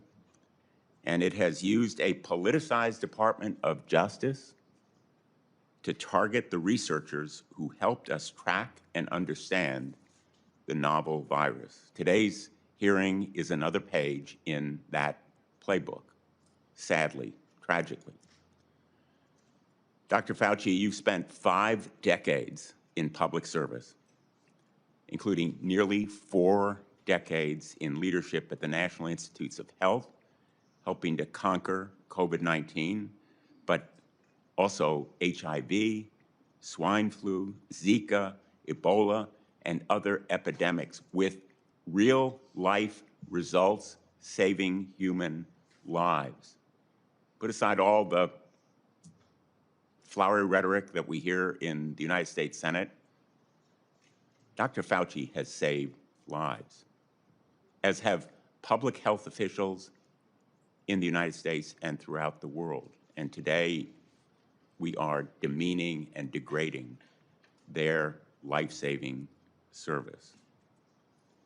Republicans are eager to rebrand you as a villain in order to distract from their own failure to protect Americans from soaring health care costs They've been rising astronomically in the last couple of years. And from unsafe food, which has caused cyclospora to spread, and resurgent measles as a result of the anti-vaccine policy. This hearing is the culmination of a years-long crusade, which started more than 6 years ago when Dr. Fauci dared to contradict President Trump. The campaign to vilify you, Dr. Fauci, is just one part of this larger campaign against science and facts, a campaign that has made Americans less safe. It is shameful that in a country like ours, a dedicated public service like Dr. Fauci has experienced persistent threats to his life since the pandemic because of the lies that are told about him. His attorney has been gagged, thrown out of this hearing room. But he has written a letter to the chairman that is an explanation for the reasons why Dr. Fauci is, in fact, invoking his constitutional right. It is a right. And I would ask that this letter from David Schertler and Danny Onato be made a part of the record if there's no Without objection. objection. His attorney has also issued a statement within the last half hour, I believe, that sets forth, again, the reasons that he is here to help protect his client's rights. And I would ask that that statement be made part of the record as well, Mr. Chairman. Without objection. Let's be very clear. The Fifth Amendment is a right of everyone appearing before an authority like this one. It should be respected.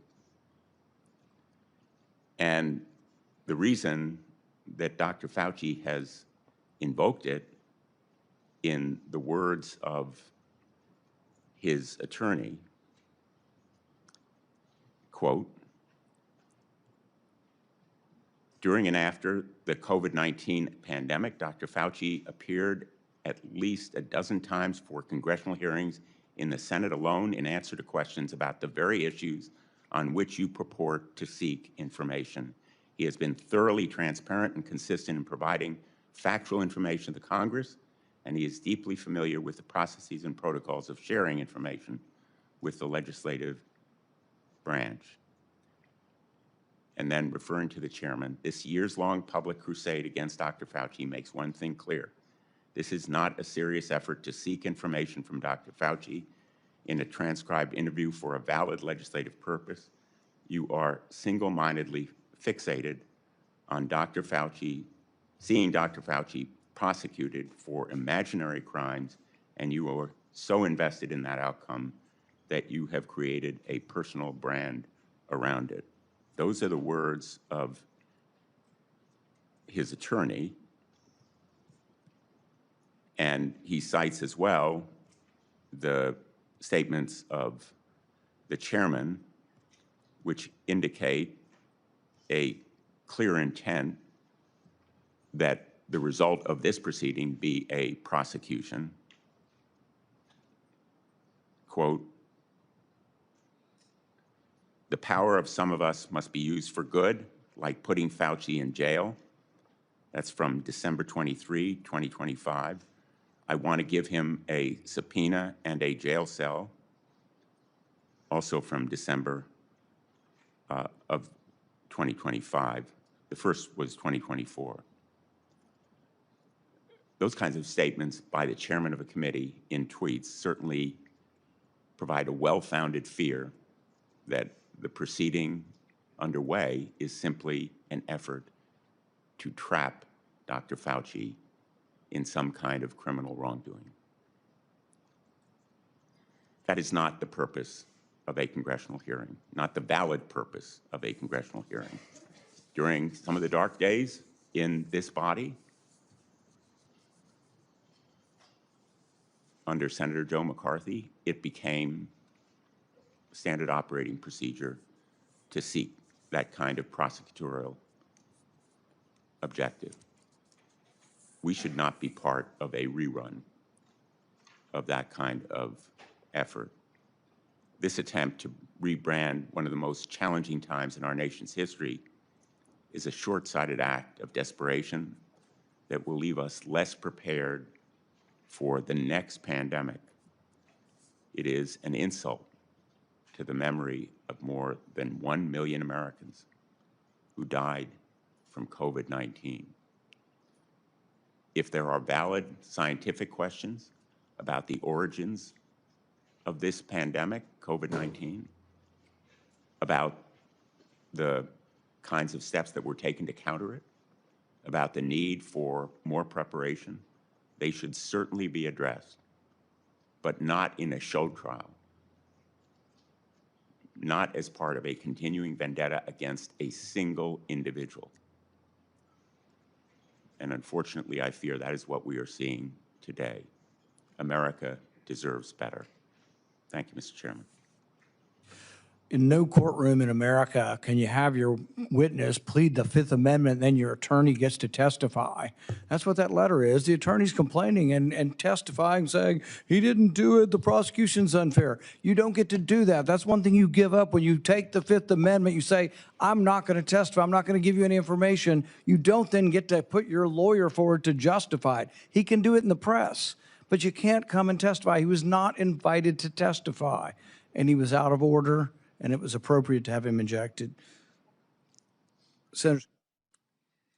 Chairman Paul, thank you for doing this. I think I know in my state people have been asking questions about Dr. Fauci for years.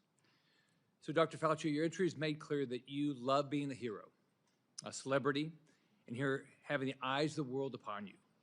You loved every newspaper profile, every photo shoot, every fancy dinner with the elites. To many Americans who lost family members, who lost trust in our federal government, you're not a hero. Unfortunately, you're a villain. You made yourself the story and abandoned the American people to serve your own ego. To begin, I'd like to talk about your relationship with David Morenz. He was the senior advisor in the NIAID, Office of the Director, your office, for 16 years. He was your friend. He was a frequent guest at your house. You reportedly co-authored over 50 scientific articles with him. You turned to him first right after COVID-19 first occurred. Earlier this year, the Department of Justice charged him with conspiracy against the United States, in addition to other charges as part of a conspiracy to conceal information and falsify records to suppress alternative theories about the origins of COVID-19. Now, you've publicly kicked this man to the curb, saying, Dr. Morenz was not an advisor to me on institute policy or other substantive issues. So let's start with the use of personal Gmail accounts and David Morenz's relationship with Peter Daszak. David Morenz tells Peter Daszak, president of Equal Alliance, and you've got this in front of you, it's Exhibit 1, and it's already in the record as part of this. It says, quote, P.S. I forgot to say that there is no worry about FOIA. I can either send stuff to Tony on his private Gmail or hand it to him at work or as house. He is too smart to let colleagues send him stuff that could cause trouble. Dr. Fauci, did Dr. Morenz's relationship with Peter Daszak concern you? Yes or no? On the advice of counsel, I respectfully decline to answer based upon my rights under the Fifth Amendment to the Constitution. Did David Morenz ever bring documents to your house? On the advice of counsel, I respectfully decline to answer based upon my rights under the Fifth Amendment to the Constitution. Did you ever receive a text about your work at NIAID to your personal cell phone? On the advice of counsel, I respectfully decline to answer based upon my rights under the Fifth Amendment to the Constitution. Did any text about your work at NIAID that went to your personal cell phone ever become part of federal records? On the advice of counsel, I respectfully decline to answer based upon my rights under the Fifth Amendment to the Constitution. Did you maintain a personal email account while serving as director? On the advice of counsel, I respectfully decline to answer based upon my rights under the Fifth Amendment to the Constitution. Did you ever receive work-related communications on that Gmail account from David Morenz? On the advice of counsel, I respectfully decline to answer based upon my rights under the Fifth Amendment to the Constitution. Did you preserve any work-related communications on that Gmail account from David Morenz? On the advice of counsel, I respectfully decline to answer based upon my rights under the Fifth Amendment to the Constitution.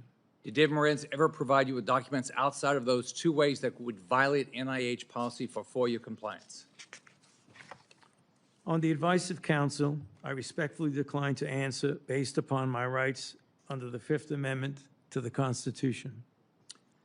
Now let's look at two other communications. You emailed David Moran's on January 26, 2020, quote, "It is important that I speak with you tonight. Please call me at home." This is part of Exhibit 2 that you have in front of you. This email is sent the same day, the exact same day you write in an internal document, quote, "Now we know the market was not the source, it was the amplifier," unquote. Would you call the origins of COVID-19 a substantive issue? On the advice of counsel, I respectfully decline to answer based upon my rights under the Fifth Amendment to the Constitution. Did you discuss COVID-19 origins with David Moran's on this phone call? On the advice of counsel, I respectfully decline to answer based upon my rights under the Fifth Amendment to the Constitution. Now let's take a closer look at the last time you testified before Congress. This is part of what you have in front of you as Exhibit 4, which is part of the record. In June 2024, you testified to Dr. Moran's, quote, "Was not an advisor to me on institute policy or other substantive issues. Furthermore, his office is located in a different building from that of the NIAID director," unquote. Is that still your testimony today?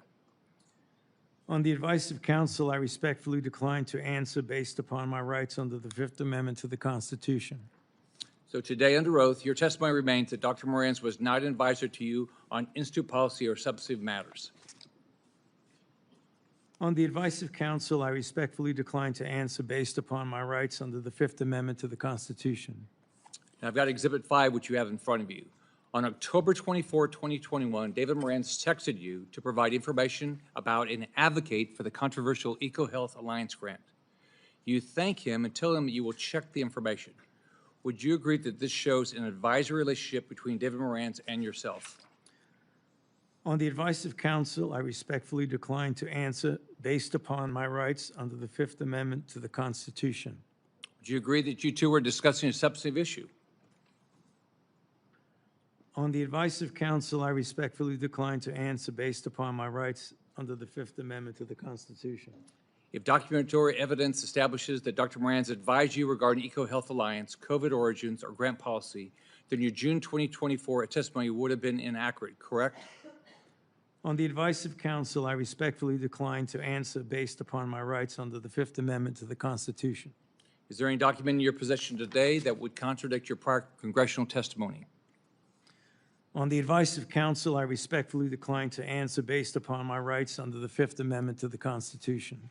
Have you deleted, destroyed, or instructed anyone to destroy records after learning Congress is investigating these matters? On the advice of counsel, I respectfully decline to answer based upon my rights under the Fifth Amendment to the Constitution. Are you aware of anyone who did? On the advice of counsel, I respectfully decline to answer based upon my rights under the Fifth Amendment to the Constitution.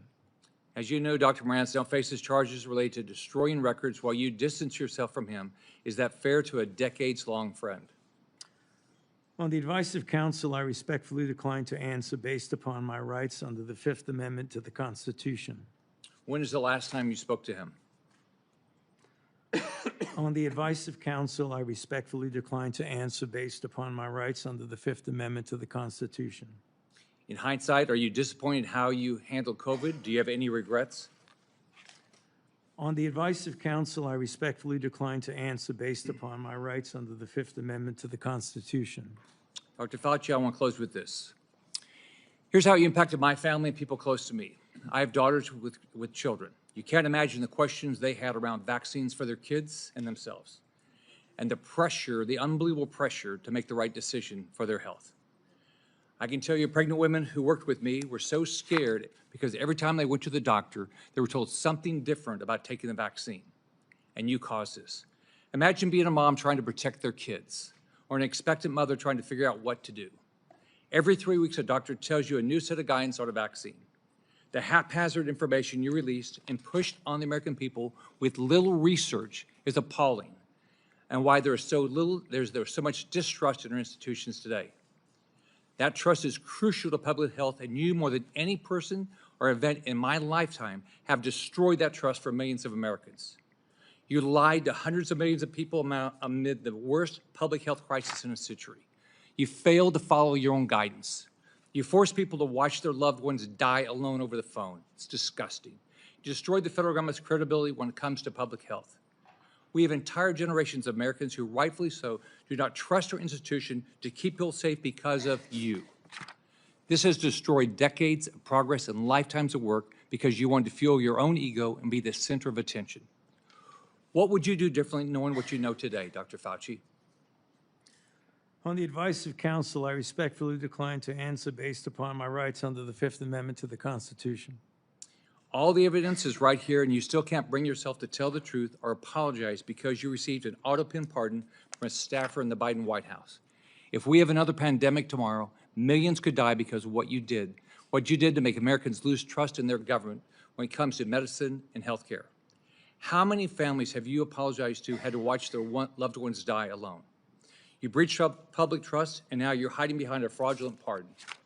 Your legacy will not be as a man that saved America from COVID, but as a man who destroyed the public trust in America's public health institutions in exchange for 5 minutes of fame. This is how history will remember you. I yield back. Senator Kim.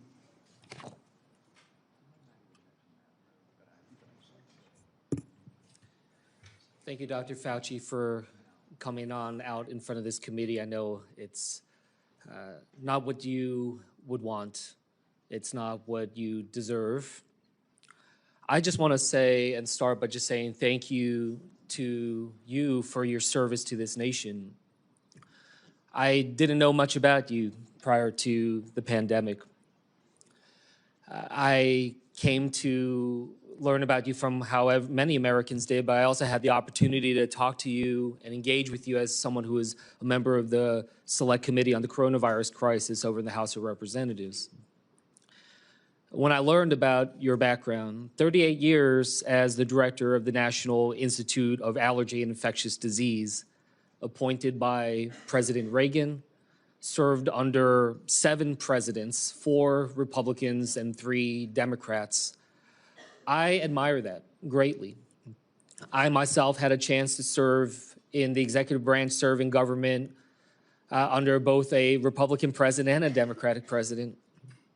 And I believe that we need more of that type of work, a place where we can understand our jobs not as coming from a place of partisanship and politics, but that of just public service. And right now, I feel the hyperpartisanship growing in this country in dangerous ways. I feel it much more present here on the Hill than I did back when I served as a nonpartisan career public servant at the State Department. And I worry about it. I worry about what kind of trajectory we're on as a country and what this causes when it comes next for public service and those willing to step up for our nation. And it's not just in the attacks, but we see it brought out with the cuts to funding, to the firing of federal workers, to the demonization of their motivations, people calling our public servants criminals, thinking that they are there solely to undermine others that are trying to engage. I look at it right now. You know, it's not just that the people are being attacked, our public servants being attacked, but that it's undermining the very nature of the work of governance. You know, these cuts to HHS funding, to NIH funding, to the grants, cuts to the researchers doing the critical work to find cures and medicines. These firing and these cuts, they're creating a chilling effect, honestly, a chilling effect for the next generation of people who might consider stepping up to serve our nation, to be the next generation of researchers who now are wondering whether or not this is the right thing for them to do at a time when they see some of their colleagues or those that they looked up to being attacked, their funding being cut.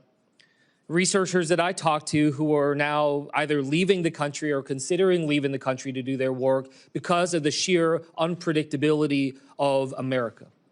That this nation so great, so powerful, has now been crippled with this sense of unpredictability and unreliability. That is not the type of country that I hope we strive to be.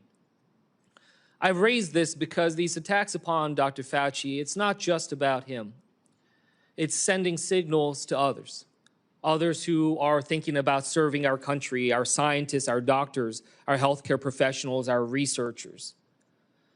Trying to show to them that if you don't get in line with the politics, that you will also potentially be subject to attacks. And from the work that he has done, from HIV/AIDS to Ebola to COVID, we've seen him try to engage in these crises. They're not easy, especially when it's a novel disease, when you don't know what comes next, a lot of unknowns, having to make decisions without the full breadth of knowledge we always wish we had in hindsight. But there is nothing perfect, no perfect clarity when it comes to pandemics, when it comes to crises. I worked in national security and wars and crises. I made judgment calls, gave my best advice to generals, to ambassadors, even to a president. Did I get it all right? No. Did I do my best? I did everything I thought I could with the information that I had. The public servants, they do this work because they love this country and that they strive to improve it.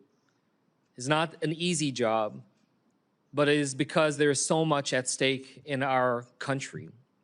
But these public servants do it because they are in the arena.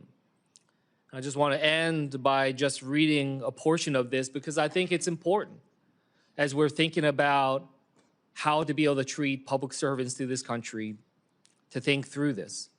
And in the words of Teddy Roosevelt saying, it's not the critic who counts, not the man who points out how the strong man stumbles, or where the doer of deeds could have done them better. The credit belongs to the man who is actually in the arena, whose face is marred by dust and sweat and blood, who strive valiantly, who errs but comes short again and again, who spends himself in a worthy cause, who at the best knows in the end the triumphs of high achievement, and who at the worst, if he fails, at least he fails while daring greatly, so that his place shall never be with those cold and timid souls who neither know victory nor defeat. Thank you for your service, Dr. Fauci. I yield back. Senator Alling. Thank you, Mr. Chairman. Well, nothing says honesty like taking the fifth, huh, Doc? Let's try something. What day of the week is it today? On the advice of counsel, I respectfully decline to answer based upon my rights under the Fifth Amendment to the Constitution. What color tie are you wearing? On the advice of counsel, I respectfully decline to answer based upon my rights under the Fifth Amendment to the Constitution. What color's the carpet in front of you? On the advice of counsel, I respectfully decline to answer based upon my rights under the Fifth Amendment to the Constitution. Let's just get one thing straight. You don't have any rights under the Fifth Amendment because you've been pardoned, as you very well know. As the Supreme Court has been clear for a century and more, Brown versus Walker, 1896, when he has been pardoned, he may not stand upon his privilege. You know that. Your lawyers sitting behind you now shifting nervously in their chairs, they know it. This isn't about the Constitution. This isn't about the law. This is about contempt. Contempt for this body and contempt for the American people. But I think I know why you're doing it. It's because you don't want to answer questions. It's because you did all kinds of terrible things. It's because during the pandemic you got rich, didn't you? You got rich while people were dying, hundreds of thousands of Americans, over 1 million in the end, and you were getting rich. And not only were you doing that, you were using federal employees with taxpayer money to apply for and solicit cash prizes for you personally. Cash prizes totaling over $1 million. You did all of that during the pandemic, didn't you? That's a question. On the advice of counsel, I respectfully decline to answer based upon my rights under the Fifth Amendment to the Constitution. You remember Greg Folkers? Who was that? On the advice of counsel, I respectfully decline to answer based upon my rights under the Fifth Amendment to the Constitution. Your chief of staff is the answer. Do you remember Patricia Conrad? Who was that? On the advice of counsel, I respectfully decline to answer based upon my rights under the Fifth Amendment to the Constitution. She was your personal assistant. And what were these individuals doing in the depth of the pandemic in November of 2020 when millions of Americans were suffering from COVID? What were they doing? I tell you what they're doing. Folkers was on your behalf soliciting and gathering information for a cash award. Let's look at it. We've got his email right here, right over my shoulder. Volker says, I'm working on this nomination for the Dan David Award for Fauci. We need to beef up the COVID part. Do you have language in the can that you could share that delineates how we responded in new ways to COVID? He sends this to multiple federal employees. What was the Dan David Award? Do you remember, Doc? On the advice of counsel, I respectfully decline to answer based upon my rights under the Fifth Amendment to the Constitution. It was a $900,000 cash award. $900,000 cash award. And he got it because he used federal employees to get it. And this wasn't the only award, was it, Dr. Fauci? In fact, you applied for and received at least 8 other federal cash prizes on federal time using federal employees and federal resources. Here they are over my shoulder. Besides the Dan David Award, you've got the Partnership for Public Service, you've got the Adelson Prize, you've got the Smithsonian Award, you've got the National Academy of Medicine's Award, you've got the CDC Foundation. In fact, you turned your staff into a full-time application machine. You actually wrote to people and said, do you think maybe I'd qualify? And you got cash for all of this. And it wasn't just 1 or 2 employees, was it? In fact, you used 8 separate federal employees on federal time using federal resources to solicit cash awards. Isn't that true?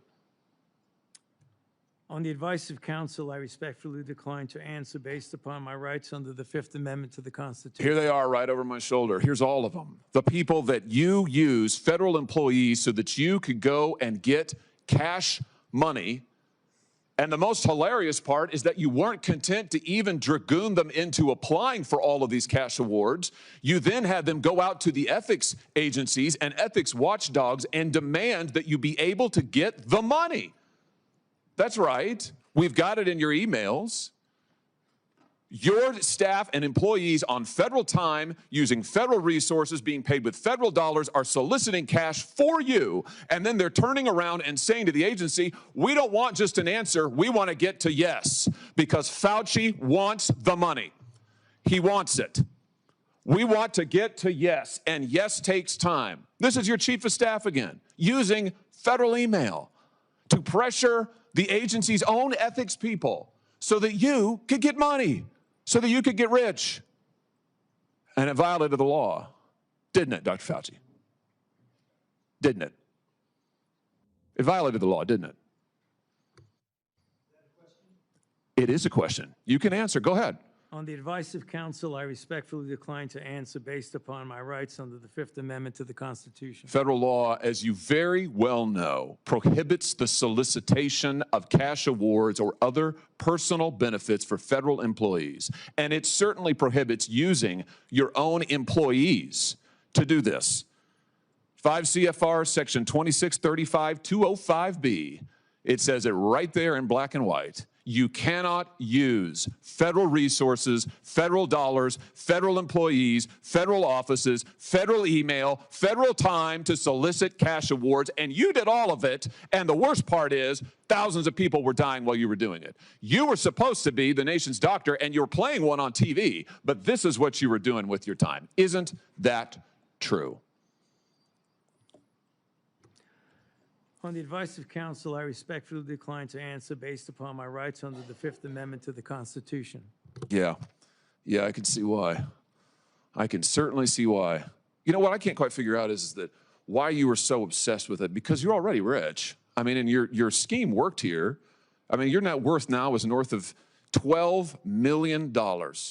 You got over $1 million in cash awards during COVID, during a 12-month, 24-month span during COVID. $1 million you knocked down in cash money using federal resources. Now you're worth more than $12 million. You've got a pension that in its first year paid out north of $400,000 a year. 1 million people dead, you're getting rich. 1 million people dead, you're using federal employees to get cash awards for you. 1 million people dead, and you're here taking the fifth because you don't want to admit that what really happened in all that time was a multi-month, multi-year course of self-dealing. Isn't that true, Dr. Fauci? On the advice of counsel, I respectfully decline to answer based upon my rights under the Fifth Amendment to the Constitution. Yeah, well, silence is admission. And here's the real thing. At the end of the day, it wasn't just about the money, really, was it? It was really about a power trip. I mean, through all of this, you want to be the most famous scientist in the world. You were so focused on getting every award and every drop of cash that you could, all because you wanted to be on TV. You wanted to be the sun god of science. You wanted to be the guy who was in charge of it all. You wanted to lambast Trump. You wanted to make sure that nobody else stole your spotlight. You wanted to be the guy. You had time to sit for InStyle magazine. Here's what you were doing with your time. You could sit for InStyle magazine, but you can't answer questions for the American people. You could sit for InStyle magazine, but you're here taking the fifth. You could sit for InStyle magazine and get $1 million in cash awards, but now the cat's got your tongue. I bet he does. I tell you what, here's my conclusion from all of this. This was really all about you the whole time. Somewhere along the way, you lost your way. You may have been a good public servant at one time, I don't know. But what I can tell you from reading your emails now, from looking at what you did, how you used your employees, somewhere along the line, it became all about you. You became a narcissist and a megalomaniac and a liar. And you've lied to the American people, and you've lied to this body. And you've disgraced your profession by doing it. You called yourself the most famous scientist in the world. You've done more to harm science than anybody in my lifetime. And I hope you'll go home and write that in your diary. Thank you, Mr. Chairman. Senator Fetterman. Thank you, Mr. Chairman. Dr. Fauci, I'm not here to perhaps attack you or defend or anything. It's really just more, honestly, I just want to acknowledge I have had members of my family die from COVID, and now I also grieve for people that I've met that have lost their business through the pandemic, and they'll never been the same. Now, during the pandemic, I was the lieutenant governor, so we were in the middle of all of that maelstrom, trying to find the right balance between protect life and protect the economics and for all of it. And I'm not sure if we got it all right or wrong, but without a doubt, I can continue to question myself. But one that it's not about much more your regrets, but I have one, and that is early on that there was the theory that the virus could have emerged from the lab. And early on that became like a right-wing kinds of theory, and I thought it seemed to make sense. Now, there was a really advanced lab that was close by, and then you have this unknown virus out. So, but that became a very partisan thing, and now it seems now it's more and more emerging theory that would have come from the lab.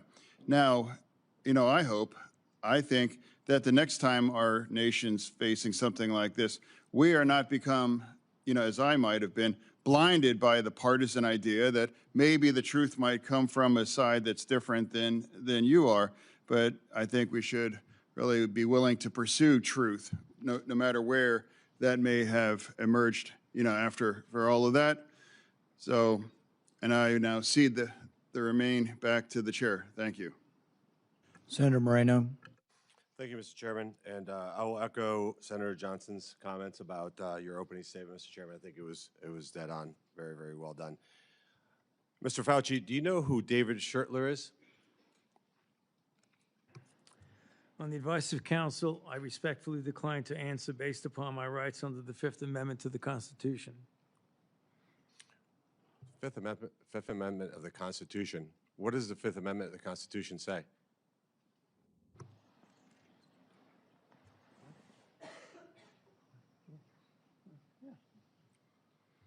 On the advice of counsel, I respectfully decline to answer based upon my rights under the Fifth Amendment of the Constitution. No, I'm just asking you what it says. On the advice of counsel, I respectfully decline to answer based upon my rights under the Fifth Amendment to the Constitution. I'm going to give the Constitution to my aide. He'll bring it over to you so you can have it for future reference. I think it's something that every American should know what the Constitution says. Do you know who wrote the Fifth Amendment? On the advice of counsel, I respectfully decline to answer based upon my rights under the Fifth Amendment of the Constitution. So you're invoking a right that you don't know who wrote it or what it says. Is that correct?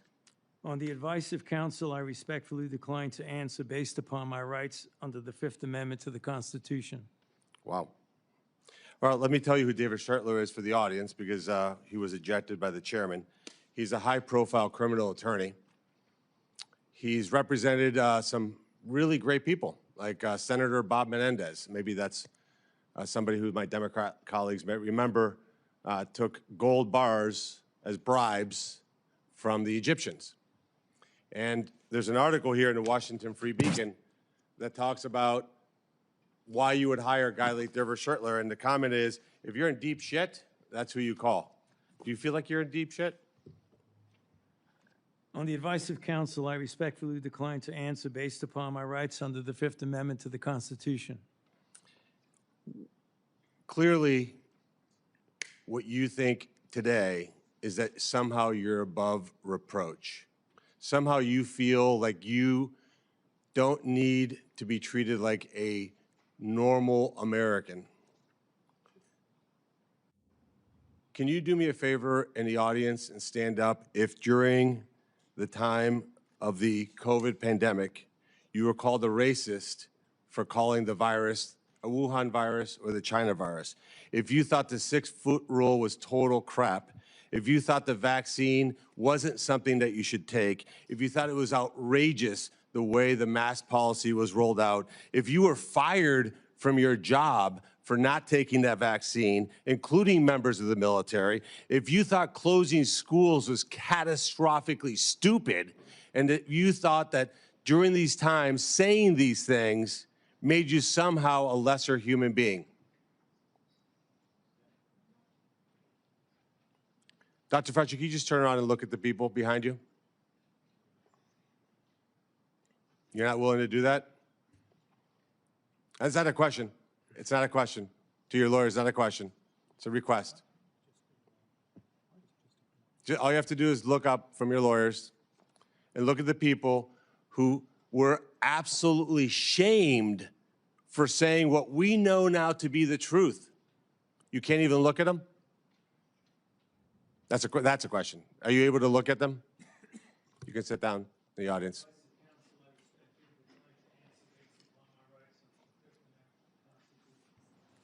There was a mom in Ohio during the depth of the coronavirus pandemic,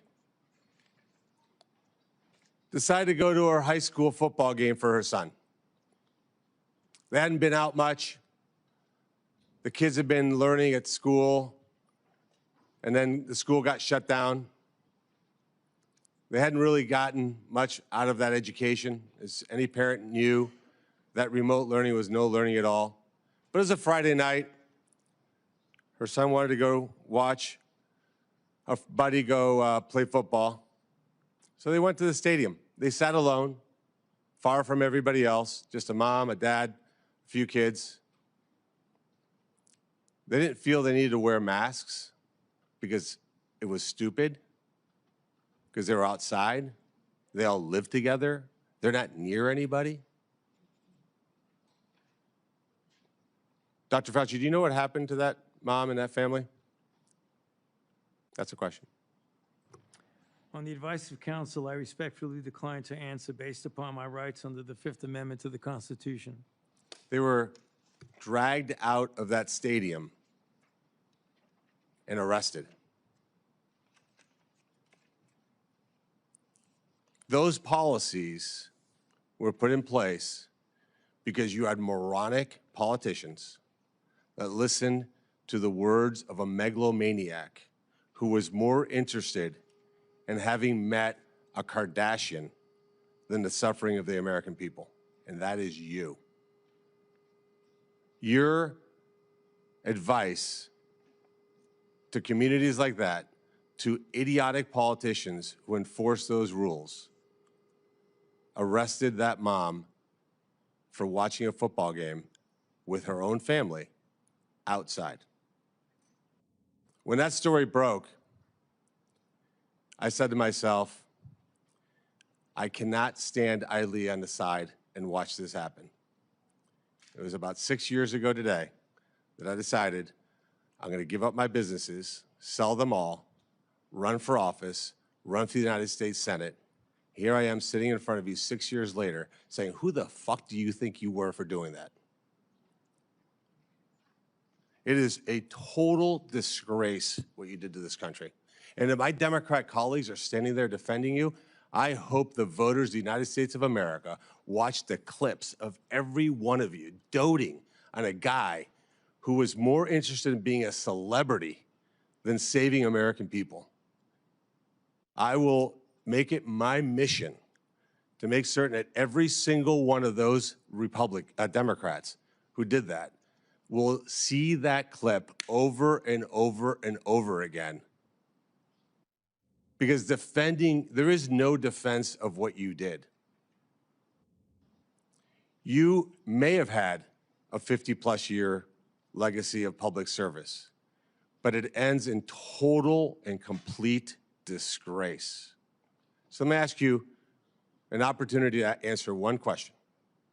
Will you apologize, just apologize, to the people who you harmed through your actions? Will you say, do you have the dignity to just say you're sorry?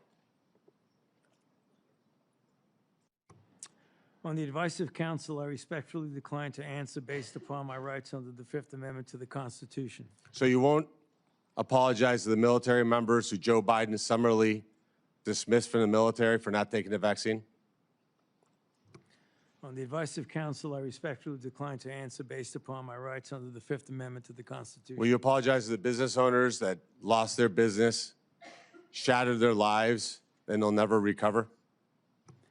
On the advice of counsel, I respectfully decline to answer based upon my rights under the Fifth Amendment to the Constitution. Will you apologize to the moms who had to force their infant children, 2, 3, 4-year-olds, to put masks on, and what that did and how that traumatized those kids?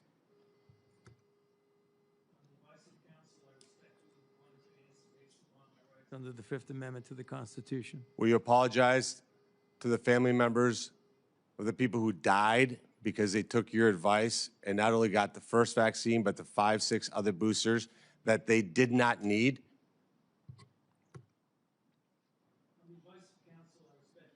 To answer based upon my rights under the Fifth Amendment to the Constitution. Will you apologize to that mom from Ohio for being arrested for watching a football game with her family?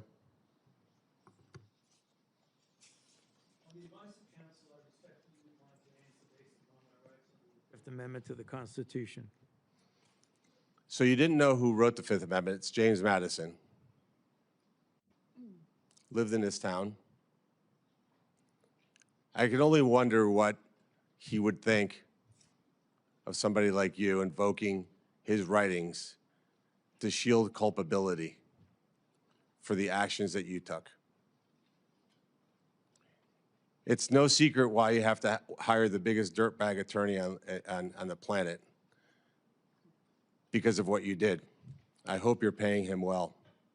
And I hope that one way or the other, somewhere, sometime, you answer for your crimes. Senator Ernst. Thank you, Mr. Chairman, for holding this important hearing today. Dr. Fauci, Americans haven't forgotten the tragic stories of people who lost loved ones during COVID and those that were denied a chance to say goodbye to their family members that were in hospitals or residing in nursing homes because of the COVID-19 protocols. Americans haven't forgotten the mandates, the adverse reactions to vaccines, the government misinformation, social media censorship, hotlines to tattle on their neighbors, the forced school closures, the tragic rise in suicides, or those businesses that were forced to close during lockdowns. Americans haven't forgotten the hundreds of billions of dollars spent by taxpayers for COVID relief, stolen by fraudsters who bought Rolls Royces and yachts. These were taxpayer dollars. Americans have lost trust in science and government after the COVID response, trust which will be incredibly difficult for us to gain back. Dr. Fauci, you said that the science was evolving and that your recommendations evolved with it. But Americans remember you as the public face of the coronavirus response. As one of the nation's most trusted voices, you urged policies you said were absolutely necessary, even when those policies came at an enormous human and economic cost.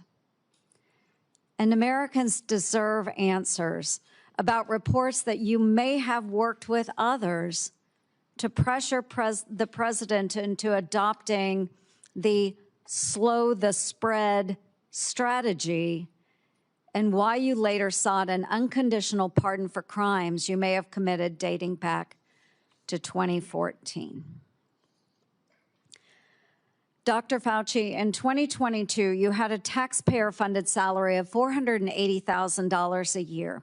You were, in fact, the highest paid federal employee in the entire federal government, even making more than the NIH director and the President of the United States. According to now public documents, that was due in large part to your work on biodefense. Unreported is how NIAID spent over $1 billion from 2009 to 2026 in biodefense and influenza federal contracts and subcontracts. My office uncovered records on usaspending.gov that show from 2015 to 2020, NIAID paid out $515,418 in subcontracts to Harbin Veterinary Institute in Harbin, China, including $100,000 a few days after it opened a BSL-4 biolab in 2018. That very same institute was criticized for doing gain-of-function bird flu research in 2013. And yet you were funding them for years after that, sending U.S. taxpayer dollars to China. These contracts, which we also trace to NIAID, show U.S. taxpayers funded gain-of-function researchers in the Netherlands and in Wisconsin, funding the same folks whose controversial work led President Obama to pause this exact type of dangerous pandemic research. Dr. Fauci, did you know that the NIH's billion-dollar Sears contract programs were funding gain-of-function researchers in China, the U.S., and in the Netherlands? On the advice of counsel, I respectfully decline to answer based upon my rights under the Fifth Amendment to the Constitution. Dr. Fauci, Dr. Deborah Birx wrote in her book that you and President Obama's former CDC director were at a Saturday, March 14th, 2020 meeting at her home 2 days before the president announced his 15 days to slow the spread effort. Your now released diary said the meeting was a week before that. Dr. Birx said you all were trying to trap the president into having no other options. She wrote, your plan was to, quote, block any of the president's escape routes So, quote, he'd have no choice but to agree to our flatten the curve measures. Yes or no, Dr. Fauci, did you try to block or trap President Trump into the slow the spread, flatten the curve measures in March 2020? On the advice of counsel, I respectfully decline to answer based upon my rights under the Fifth Amendment to the Constitution. When the COVID-19 virus broke out in Wuhan, China, you, Dr. Fauci, knew pretty much right away that NIH had funded Chinese labs, including those doing coronavirus research. There's email traffic from early January 2020 where your staff was flagging for you that NIH funded coronavirus research at the Wuhan lab through EcoHealth Alliance. Yet few Americans knew we funded the Wuhan lab because the funding went through a sub-award and was not reported to the public database like usaspending.gov as it should have been. Also, EcoHealth violated federal law by failing to report in its research papers how much taxpayer funding it spent on that research. At my request, the Government Accountability Office helped track down that $1.4 million of U.S. taxpayer money that was sent to the Wuhan Institute of Virology, both by you, Dr. Fauci, and through USAID. But first, it passed through EcoHealth Alliance, which I helped to get defunded through the NDAA. Dr. Fauci, did you intentionally use subaward funding to obscure NIH funding of Chinese biolabs and coronavirus research? On the advice of counsel, I respectfully decline to answer based upon my rights under the Fifth Amendment to the Constitution. NIAID awarded multi-million-dollar grants to a number of scientists shortly after they wrote publicly in the Proximal Origins paper that the COVID virus likely came from nature. Though documents Chairman Paul released last week show in private, those same scientists were much more open to the virus being from a lab. In 2023, Representative Jordan insinuated that you basically gave a $9 million bribe in the form of an NIH grant to NIH-funded virologists to say the virus likely was from nature. Dr. Fauci, yes or no, did you reward the Proximal Origin authors by giving them NIAID grants or contracts? I decline to answer based upon my rights under the Fifth Amendment to the Constitution. Dr. Fauci, we have learned that U.S. coronavirus researchers at UNC shipped, quote, humanized or transgenic mice to China by around 2017 for use in their dangerous coronavirus work. Under your NIAID coronavirus, researchers also used aborted baby body parts in mice research, and taxpayers paid for them to do that. NIH-funded coronavirus researcher Dr. Ralph Barrick and his colleagues at UNC put parts of livers, thymuses, and chunks of human fetal lung that they got from aborted, almost 5-month-old human babies. They put those parts in their research mice. They disgustingly named them BLTL mice and wrote they had created a, quote, sandwich of aborted body parts in the mice. Get it, folks? BLT. A BLT sandwich. Your RML lab employees in Montana also ordered and used aborted baby body parts in their taxpayer-funded research. And emails show how they plan to use those mice for post-COVID work. NIH funded putting aborted babies' fingers and scalps off the heads of aborted babies and putting them into the backs of research mice. The scalps later grew fine baby hair in the mice. They even included those disgusting photos in their research paper that you funded. Not all of those were research on coronaviruses, but some were. Thankfully, the current NIH director has said no more of this. Dr. Fauci, yes or no, do you think that human aborted parts should be put into mice for coronavirus research? The advice of counsel, I respectfully decline to answer based upon my rights under the Fifth Amendment to the Constitution. Mr. Chairman, would you direct the witness to answer the questions that we have been asking? He probably would if he was here, but I can direct it. But no, I think we understand his answer. We do understand that. Americans are asking for accountability, Dr. Fauci, and your silence is very telling. Thank you, Mr. Chair. Senator Moody. Thank you, Mr. Chairman. You know, I'm the most junior member of the Senate here, showing from where I sit. I just got here last year.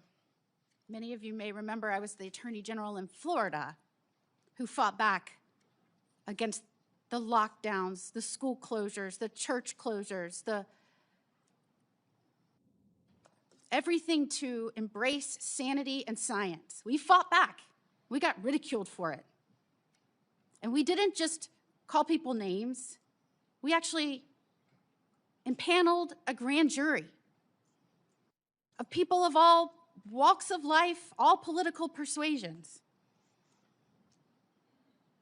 So that's how I came here, fighting for a free state amongst states that had locked their own people down. We are now called the Free State of Florida.